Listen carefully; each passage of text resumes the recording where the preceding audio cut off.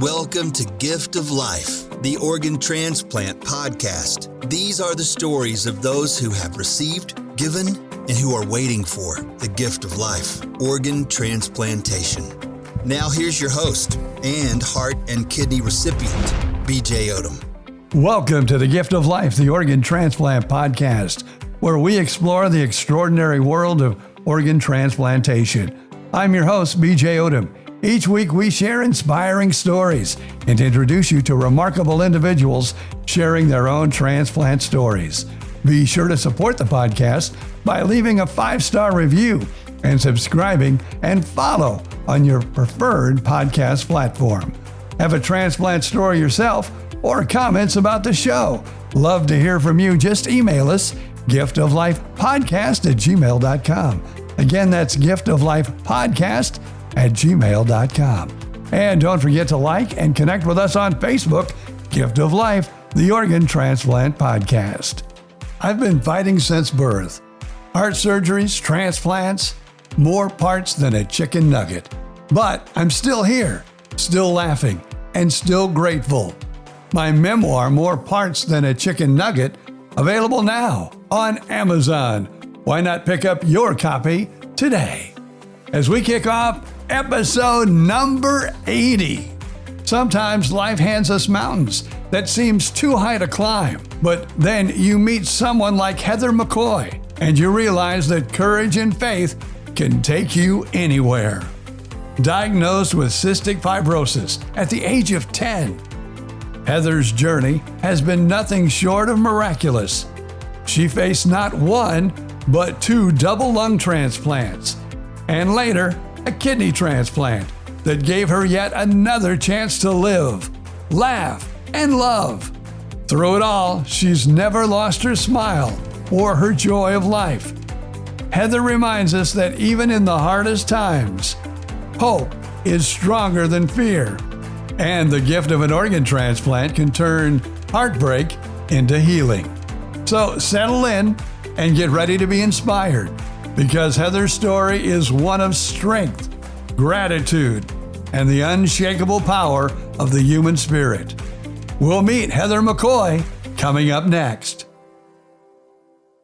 Heather, great to have you on the show. Let's start things out by learning just a little bit more about you, Heather. So I am Heather McCoy, and I am 33 years old. And that's such a victory to say because I have cystic fibrosis, which is a genetic disease. And that has obviously been a huge challenge in my life, but I've been very fortunate to still be here and be able to accomplish many things. And I've also had 3 organ transplants, 2 double lung transplants, one in 2012, one in 2020, and then I had a beautiful kidney be transplanted on April 8th of this year, 2025. So I'm able to get back to all the things that transplant does for people with opportunities and quality of life. And I'm a musician and a songwriter, an author, and I also do a lot of work with the Cystic Fibrosis Foundation with volunteering and serving on different committees and just doing whatever I can to give back to the community that gives to me by just having so many amazing friends as a support system. And I also just like to stay busy. I also have a degree in exercise and sports science, so transplant also kind of influenced me with exercise. So I do daily exercise to keep my mind and my body healthy as I can and take care of myself. And so I feel really, really fortunate to just be in the position I am. I know most people would say, my gosh, 3 transplants, aren't you bitter in any way? And I absolutely am not.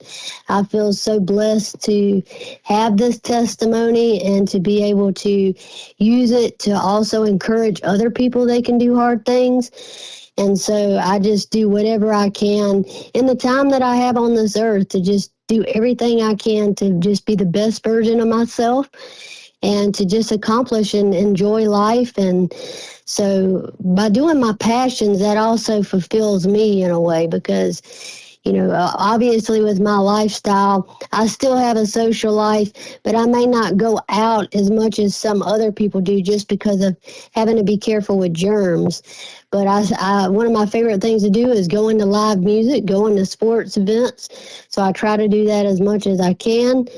But that's just kind of what I do on a daily basis, and have my fur babies and just living life. I love to live life, and I love my life. And I know that some people may find that a little difficult because of what I've had to go through, but I feel like I'm here for a purpose. I have a purpose, and I use that purpose.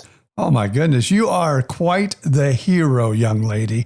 I applaud you. I've had a lot of health issues throughout my entire life, but I think I have finally maybe found someone who has actually whooped me.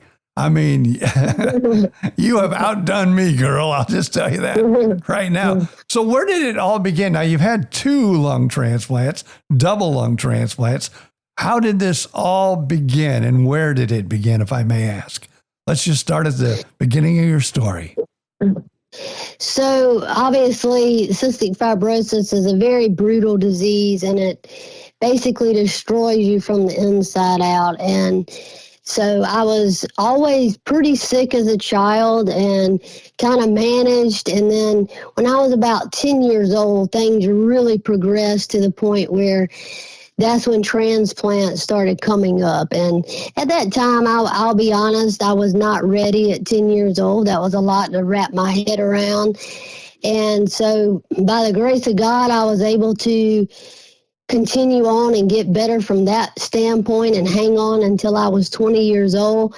And then they started talking to me about, okay, if you're going to be able to keep living any longer, you've got to have a transplant. And so at that time, I was obviously a lot more, older and understood it and was able to say, okay, I want to do this. And so we got in touch with Duke University Hospital, and that's where it kind of took place.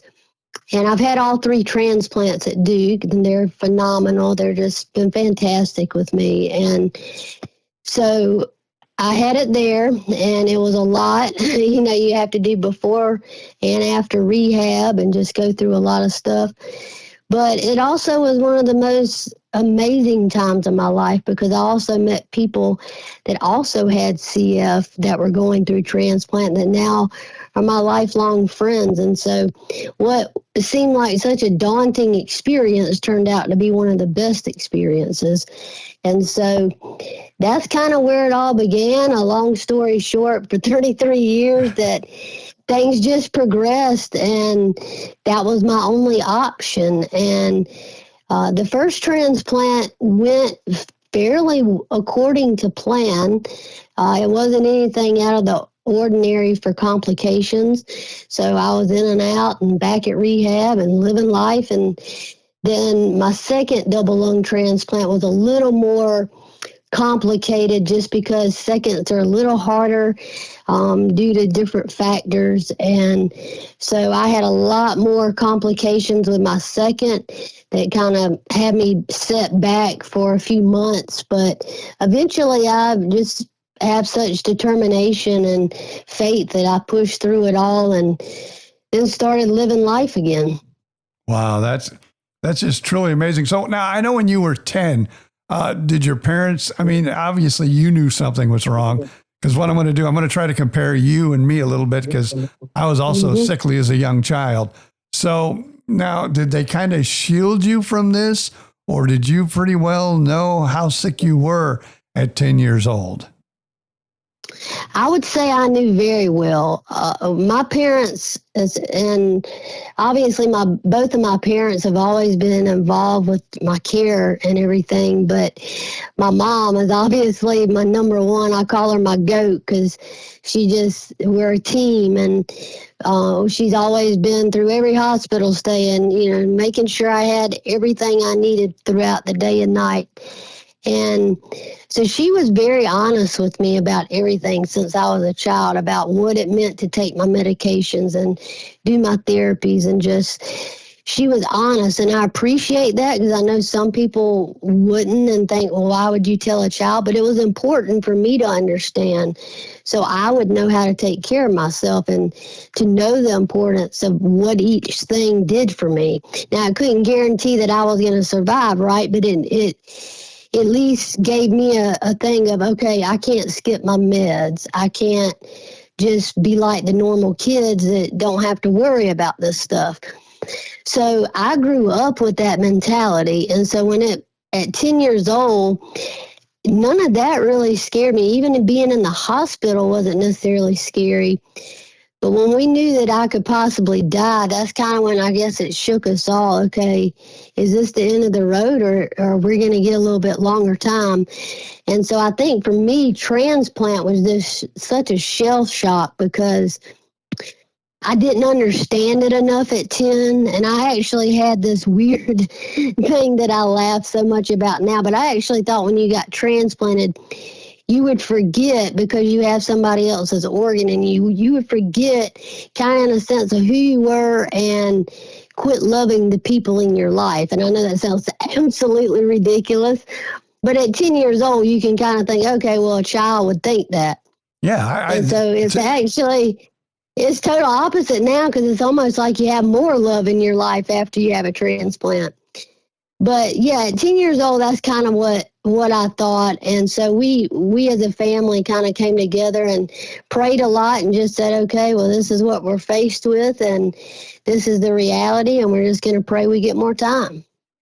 Okay. So you got the transplant. Actually, you knew you were sick at 10. At 20, you got the first transplant. That went very well. What was it like when you heard the words, and why did you need the second transplant, first of all? And then how did you feel once you heard the words, you know what, we need to do this again? So that was kind of interesting because I had actually and because I was exposed to some of my other friends with CF that had redos, I think that made it so much easier for me because I kind of knew the signs and what I had been told. And so a transplant recipient, I think, kind of knows, and it's weird to say that, but you kind of know when you have rejection. And so I went 7 years, and then I'd actually been in Nashville, and I was sick, and I at the time I didn't know what it was, but I was like, oh my gosh, I can't breathe. My mom and I were walking back from an event to the parking lot, and I just all of a sudden couldn't breathe, and I was like, what in the world? So I thought, okay, well, it's just I got pneumonia or something. And so I actually did have pneumonia, but it was kind of difficult to figure out because my rejection didn't show up as chronic rejection at the time. And I went through like RAT-G. I went through different things. They did not do Campath on me because of the infection I had.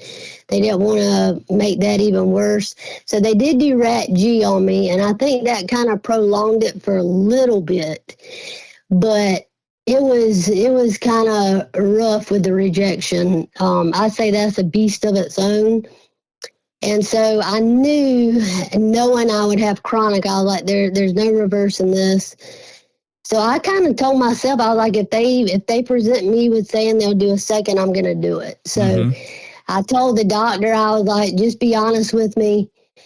You know, I need a second, don't I? And he's like, yeah, you're going to need a second.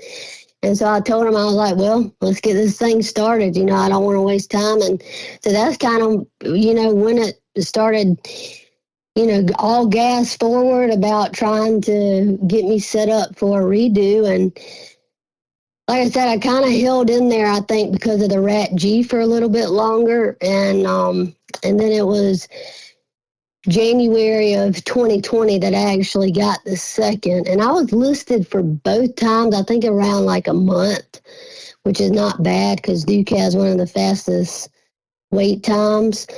And so I was listed for about a month. And so that was pretty great. I didn't have to wait that long for the lungs. But I never for 1 second was mad that I had to have a redo. And I think that comes from my gratitude of being able to have an organ and knowing that not everyone gets that opportunity. And so I knew that if they gave me a second, I would take it. And so I was so just thrilled that I had the opportunity to have a second and it wasn't the end of the road. And so for me, when I heard, okay, you have to have a second, I guess in a way I was never shocked because I kind of knew it myself before they even told me.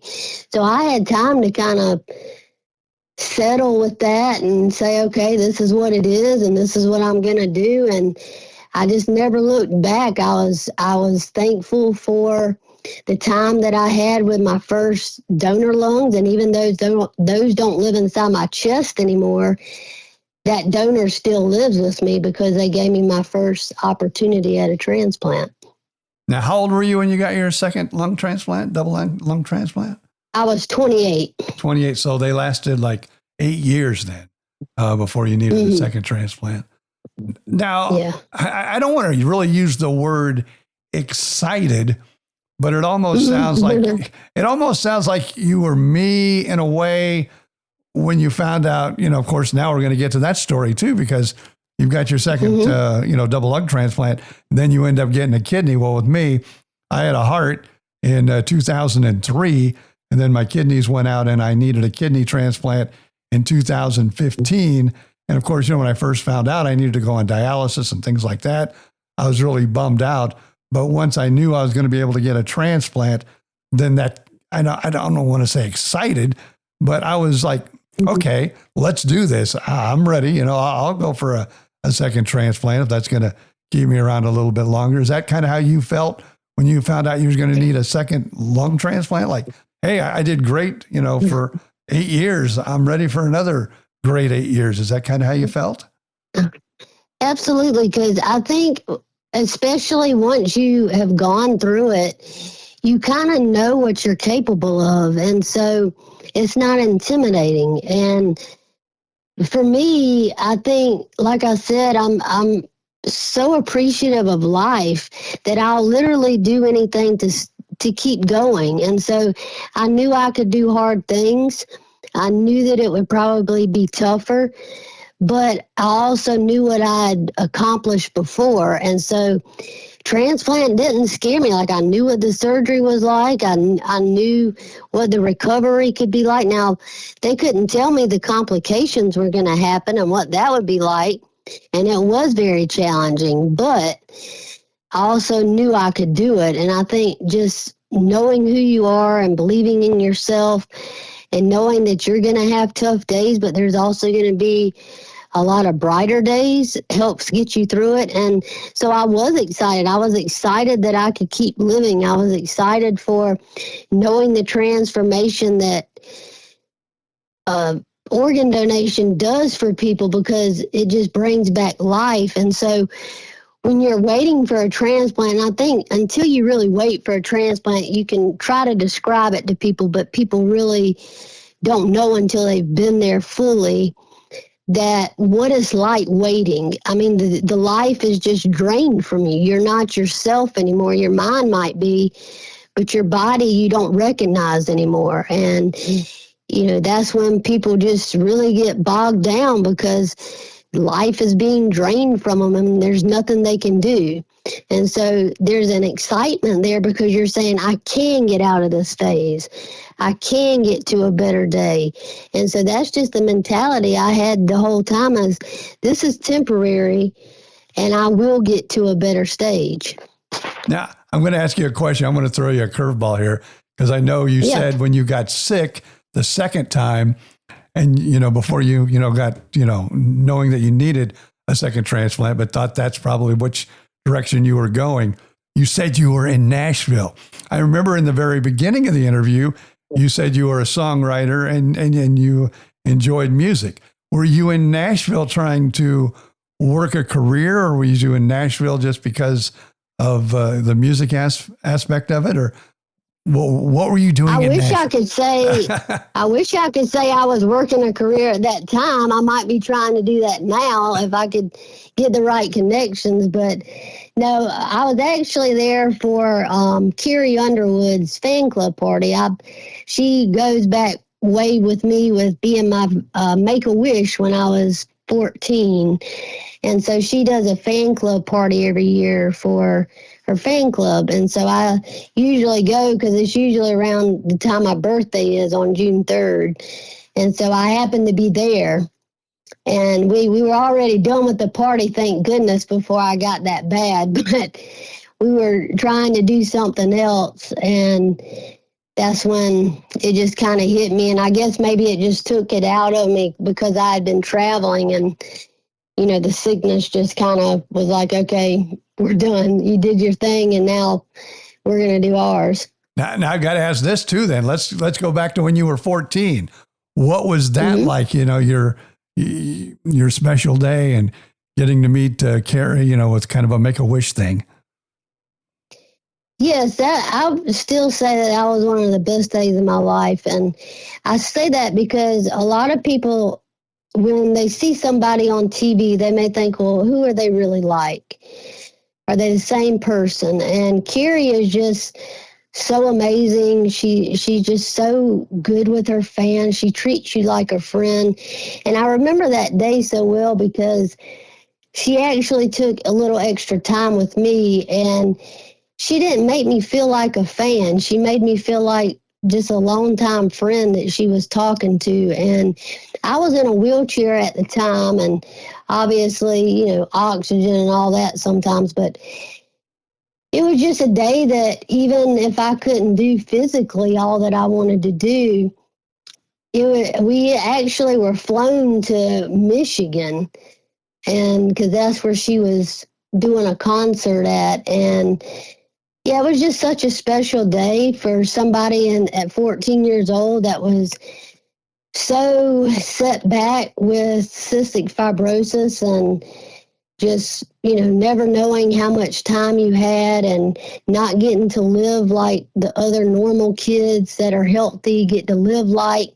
So for me, that was just such a memorable day and a memorable time. And I always have so much gratitude for Carrie for that. And I've met her 2 other times since then and been close to her, obviously, with the fan club party. But that was just such a special day. And I always look back at that picture and go, wow, just look how far I've come since that day, that I never knew if that would be one of the last things I got to do. But I always say God had a plan, to just keep me going and to be able to look back at those times and remember how far I've come. Now, when you were a child and you were going through all this too, because I'm going to go back to my childhood because I was sickly as a child, but you were probably, and I don't want to put words in your mouth, but I know when I was younger, I was a little, I was a happy kid, but I was sickly and I couldn't do, the things that other children did, but it was my normal. So my normal became my normal, and it didn't bother me that much. How was it for you? That's absolutely the truth. I think when you've never had the total, and I hate that word normal, because we are normal. We just have different circumstances, but obviously that's the word society uses. And so for me, cystic fibrosis and all that it entailed was normal. Even my life now with certain things with transplant, that's my normal. Yeah. And so I look at other people that, never have really had much illness besides a cold or the flu, or, or they may have not had near as many surgeries as I've had, or maybe they haven't ever had to worry about germs and they can just go out and do whatever and be around whoever or have kids or whatever that means. And I don't know what that's like. And I'm not bitter about that, but I don't know what that's like because I've never had a day that I could be like that. And so for me, it's exactly what you said. This is our normal. This is all we've ever known. And so it's hard to say anything different because this is our identity. This is what we've known. And we probably wouldn't even know how to live differently if tomorrow our illnesses went away and we were totally in that healthy normal. We wouldn't even know how to begin, really. And I think because of, us being sick as children, when we did get this opportunity, to help us get better a little better and to heal, it meant more to us than I think sometimes if you're healthy and then all of a sudden you're stricken with needing a lung transplant or a heart transplant or a kidney transplant, it really throws you off your game. But as you and I grew up sickly as children, it was like a home run for us. It was like, oh yeah, this is marvelous, where it didn't knock us down because we were already down. if you make any sense out of that. And even with like taking medications, they're telling you at transplant, oh, you're going to have this many pills a day. And I'm like, I already have that many pills a day. Like, we're just switching out pills here. So like, and if you had somebody that's never had an illness their whole life, they're going to go, oh my gosh, I have to take this many pills a day. This is hard for me to remember. But for me, that was one of the easiest things, was to say, okay, I have to take pills every day. I mean, it's just simple things like that. I am mirroring my life through you, Heather. I really am. I'm glad that we have that in common, that we were both sickly as kids. Because this is like, I think, the first person I've really had, besides some pediatric mothers, that kind of feel the same way that I did growing up. And this is helping me, actually, believe it or not. So thanks for being on the podcast today. Okay. But I'm glad to be able to be in contact with you too, because it's always a pleasure for me to get to meet other recipients and hear their stories as well. Now, you said you did have some bumps when you got your second lung transplant. So let's talk a little bit about that. What were some of the bumps and that made maybe the second double lung transplant just a little tougher than the first? So the first one, I believe I only had like what happens when you have the breathing tube in, and it can kind of cause your vocal cords to get a little weak. So I had to have an injection for that, but that eventually got better. With the second transplant, it was like totally different. It was, I lost a little bit too much blood because they had to kind of cut through all that scar tissue. Then it seemed like things were going fairly okay because they couldn't close me up right away. They had to wait I don't remember how many days, because obviously I was out of it, but they had to wait a little bit longer to close me up. And then it seemed that things were going well. And then it was like I went into respiratory distress, and that was really, really scary. They didn't know that if I was going to make it through that. So I had to have emergency surgery. And then that emergency surgery was just kind of, I think they really just went in there to clear the airways manually, because I had a trach in and all that stuff. And so I believe it was 2 or 3 trachs. They just kept switching them out. So by the time it was all over, I had been on ECMO, the ventilator, and the trach. And so I was in there for about 2 months at that point. They were just constantly working with me. We're getting stronger and coming back from that respiratory distress. We're not quite sure what exactly took place to cause that respiratory distress, if it was just the amount of magnitude of what happened with getting the transplant again, or if there was just something with the airways that happened. We're not quite sure, but it was definitely a very scary time. But I do credit Duke for just kind of knowing what they're doing and working with me hard to get me back on my feet. And it was amazing when I walked out of that hospital 2 months later, and I had the trach for, I believe it was maybe 2 or 3 weeks after that, just to ensure everything was fine. And I was back at rehab and just started building myself back up after that. But that was pretty much the complications that came from it. But the lungs themselves were good. Oh, good deal. Now we go into your third transplant. Was it basically because of the medicines, or why it was now wait a minute, and you got the kidney, or you're waiting for a kidney? Where are we at in that journey? I received the kidney on April 8th. Okay. And so what transpired was, and I believe it was a combination of things. So with cystic fibrosis, we have had to take really harsh medications that at the end of the day may be good for CF, but is it really good for your kidneys? Probably not. So I had been on like some of the strongest IV antibiotics you can think of. I was on other medications. So I was already in like stage 2 when I had my second double lung transplant. But I think a combination of that history and then adding in that I had been on immunosuppression drugs at that point for several years, I think that didn't help matters. And then it was about a year after I had my second double lung that my anti-rejection drug went like toxic. And we had just checked my levels, so that's what was really weird.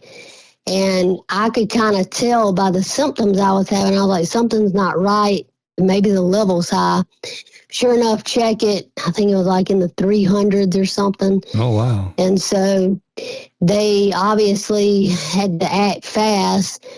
And the kidneys did bounce back at the time. But of course, when the kidneys get hit, people will learn when they get hit, they may recover at the time, but they're never the same.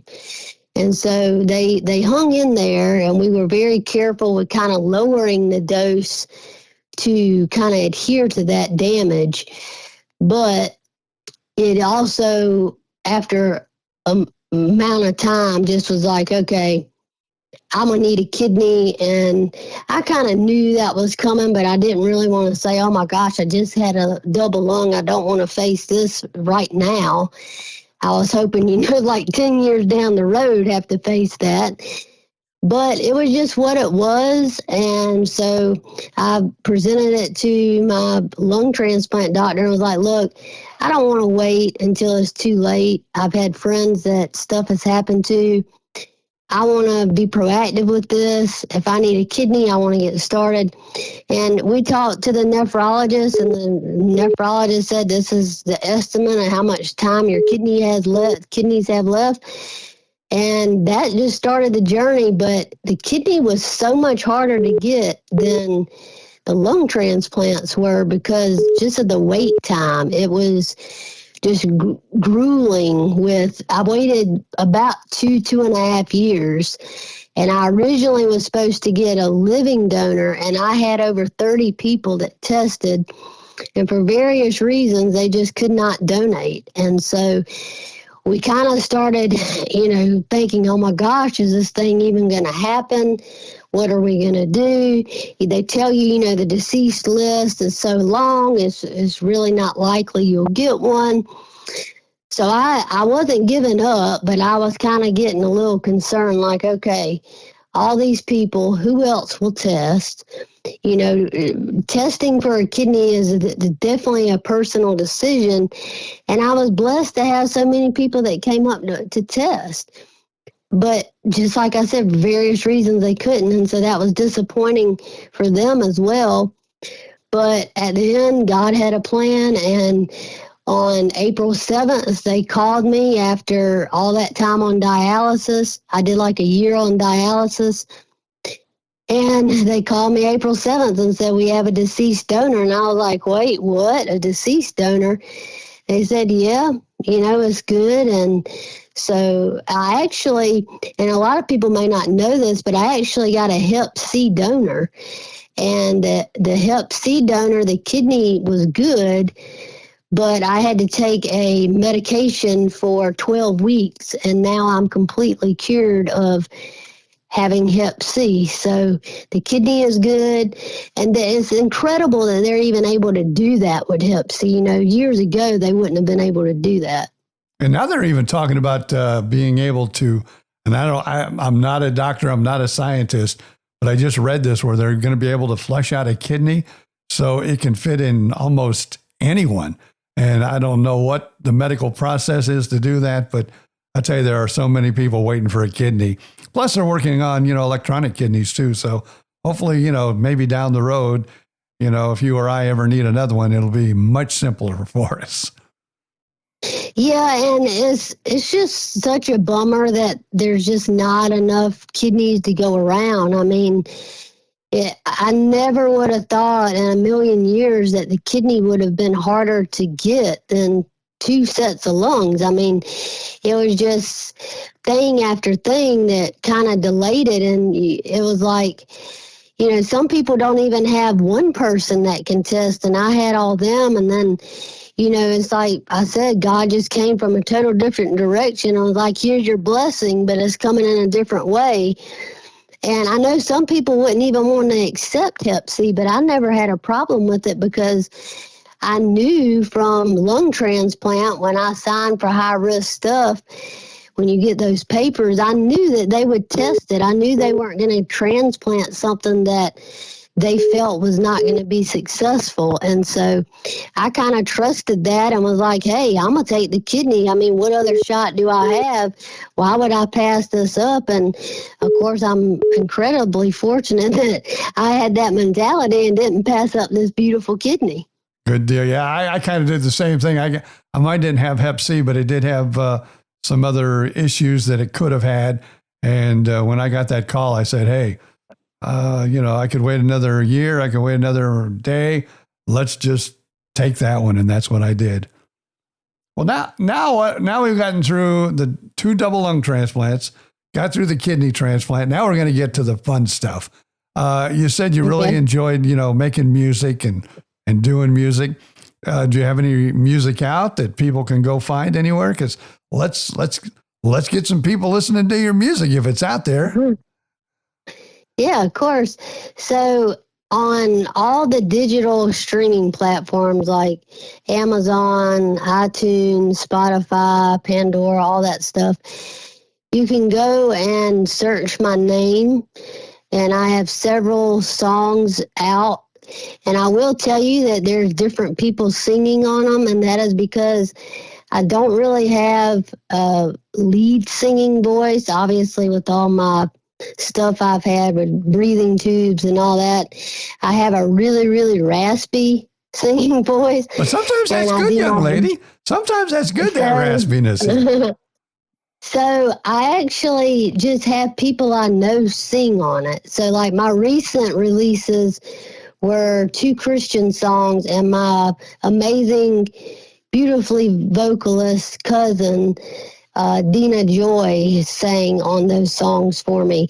So I just have people that I know sing. I have friends, I may have family, and I actually enjoy that more because I don't like being boxed into just one thing, even with genres.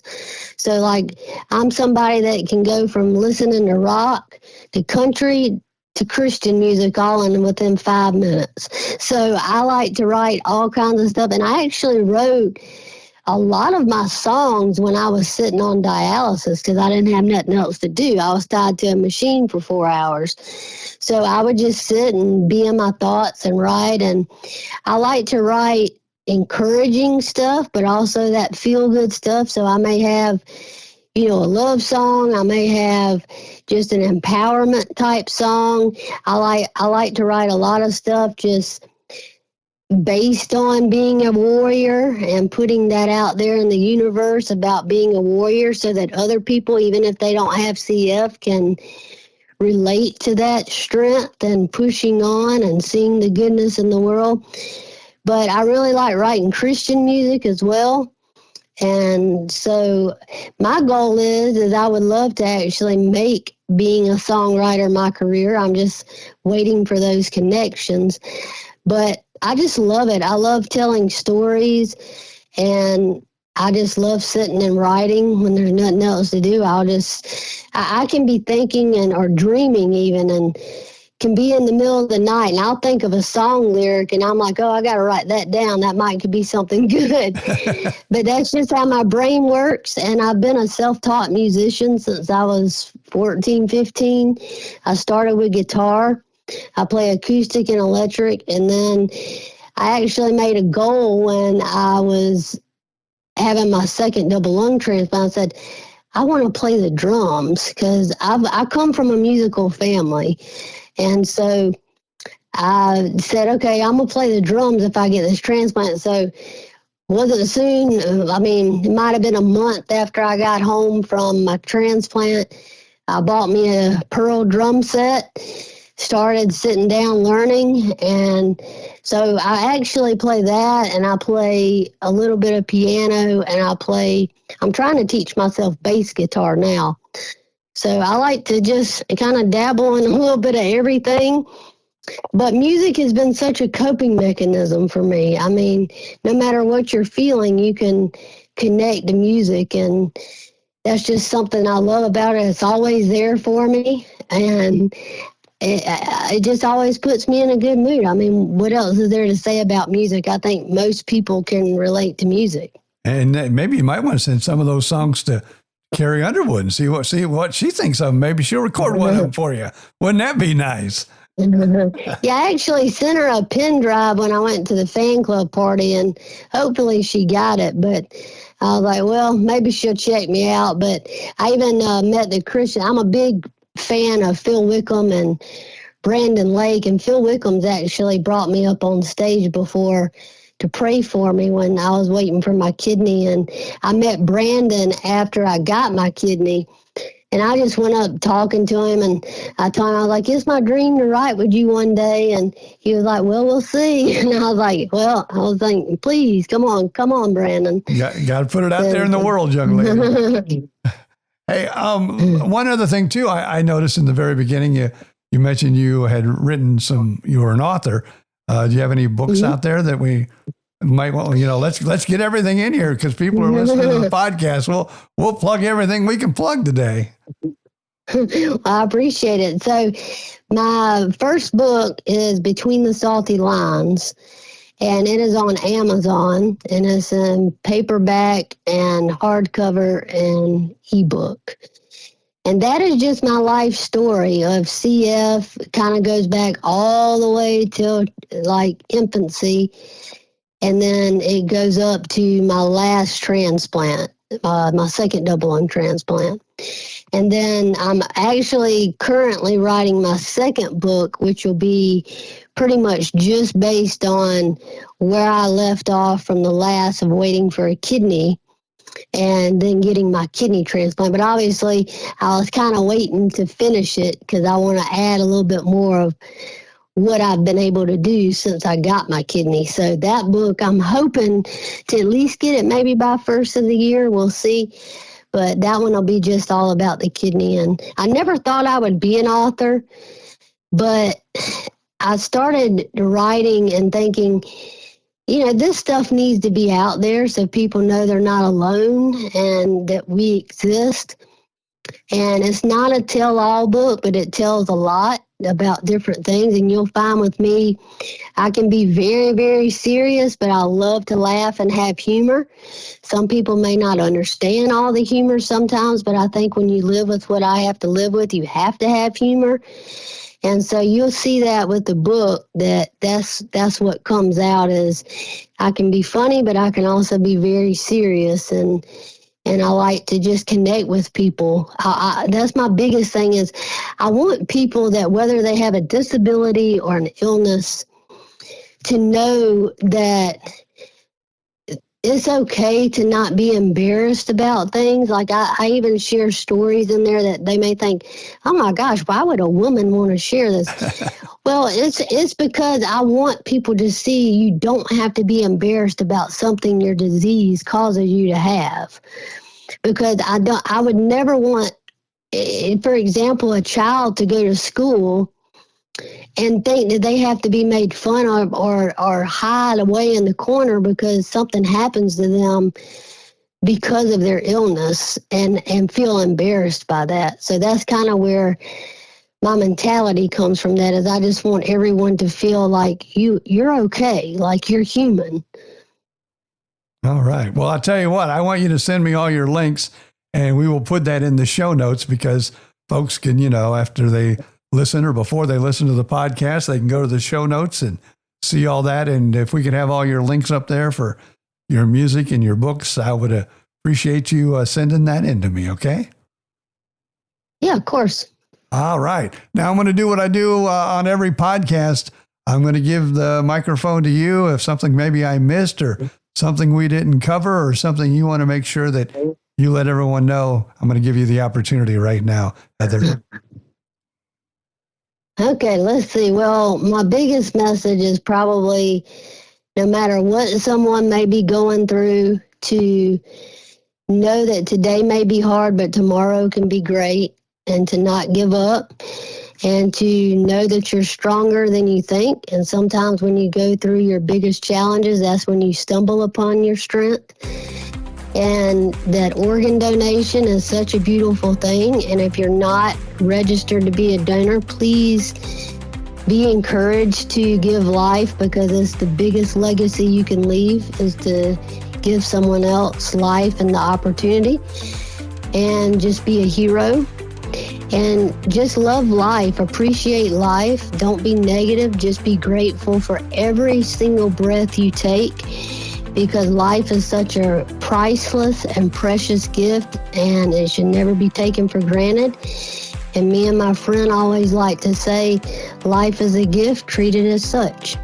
Heather, thank you so much for sharing this incredible story. It is so much appreciated.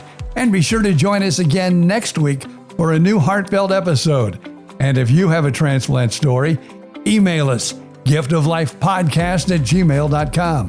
Again, that's giftoflifepodcast@gmail.com. Follow us on Facebook. Also, don't forget to like and share this episode with family and friends. And we would also appreciate that 5-star review on your favorite podcast platform. Another podcast you might enjoy is myself and former radio partner Bill Stevens, BJ and Bill, the podcast, all on the Podcast Playground Network. We want to thank them for making this podcast possible. Also, don't forget to pick up my latest book, More Parts Than a Chicken Nugget, available on Amazon. I'm BJ Odom. Till next time, thank you so much for being a part of our journey and reminding us all to appreciate each and every day and to treasure the extraordinary gift of life. He was running on empty, heart fading fast. Doctor said, man, you ain't gonna last. But a stranger's kindness, a gift so true, turned the night sky into something new. He got a second chance, he got a brand new spark. Like a freight train rolling back from the dark. Gift of life, let the story be told. One heart beats, another takes hold. Give a little, save a soul. Ain't no greater rock and roll.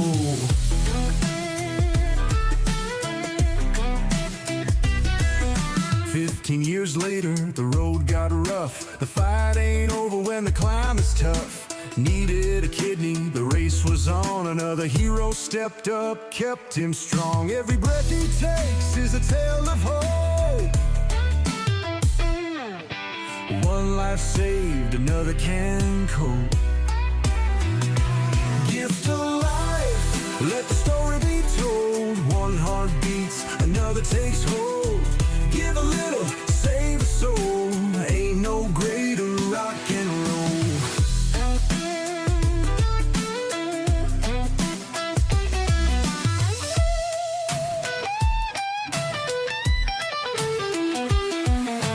Doctor's hands, a donor's grace, running on down to a brand new place.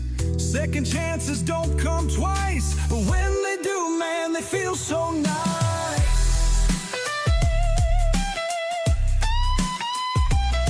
So let's Spread the word, let the people know. One yesterday lets a miracle grow. You don't need wings just to save a man. Just a little love, a helping hand. Gift of life, let the story be told. One heart beats, another takes hold. Give a little, save a soul. Ain't no greater rock and roll. BJ still rockin', still standing tall. Thanks to the ones who gave it all. Gift of life, hear the sound. Pass it on, pass it down. The Gift of Life podcast hosted by BJ Odom. Listen now.